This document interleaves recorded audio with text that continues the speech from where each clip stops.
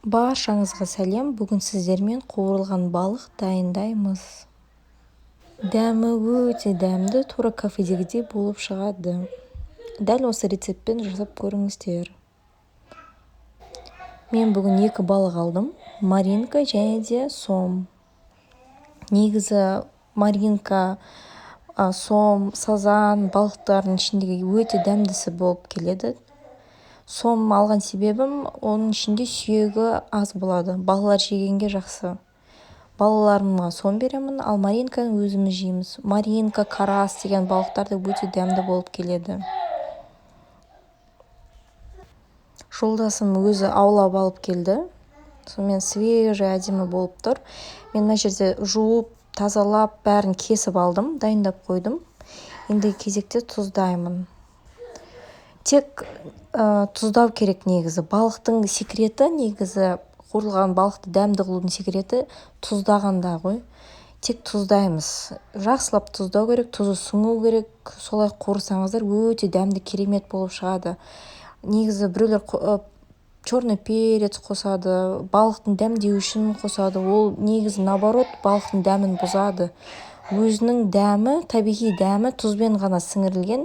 Етті тұздап асамыз ғой, сол сияқты болады негізі. Тек тұздаймыз, болды, сосын солай ғана қуырамыз. Солай істеп көріңіздер. Немесе майсыз қылып духовкаға пісіргіңіз келсе, тек қана тұздап, кішкене май құйып, духовкаға пісіріп алсаңыздар да өте дәмді болып шығады. Басқа ештеңенің қажеті жоқ. Тек қана тұз, кішкене ғана май. Сковородкаға майымызды құямыз. Балықты ұнға аунатып алып қуырамыз. Бір жағынан 10 минут, екінші бетінен аударып 10 минут қуырып аламыз. Балықты тұздап болған соң 1-2 сағаттай тұзы сіңіп тұру қажет. Менде 1 сағат тұрды. Немесе одан да ұзақ тұрса болады, тұзы сіңіп, холодильникке сап қоясыздар, бірақ тұзы сіңсе әдемі болады. Негізі қайталап айтам, балықты дәмді қылып пісірудің бірде-бір секреті, құпиясы ол тек қана тұздау болды, басқа ештеңе қоспау қосымша. Приправа, бұрыш, одан да басқа салатындар бар ғой, лимон сығып не алады, оның бәрін өзінің дәмін, табиғи дәмін жоғалтады. Тек қана тұздау керек. Сонымен духовкаға салбасаңыз да болады, майсыз қылып, диетический қылып жеймін десеңіздер. Қуырсаңыздар, немесе бұқтырсаңыздар болады картошкамен. Бірақ тек қана тұз ғой. Басқа ештеңе қажеті жоқ. Сонда ғана балық өте дәмді болып шығады.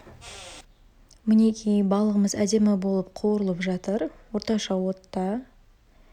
Екі жақ бетінен бір жағынан 10 минут, екінші бетінен 10 минут аударып, май тимей қалған жерлерін солай қуырып аламыз. Сомымды қуырып алдым, енді маринкамды қуырамын. Маринкамды бүтіндей қуырам. Өйткені майда балық болғаннан кейін бүтіндей болған әдемі көрінеді, бөліп тастағаннан гөрі. Мінекей біздің балығымыз дайын болды, қуырылып болды. Дәмі деген енді тіл үйіреді. Керемет. Балық жақсы көретіндерге, даже балық жақсы көрмейтіндерге де осылай дайындап көрсе, өте дәмді болады.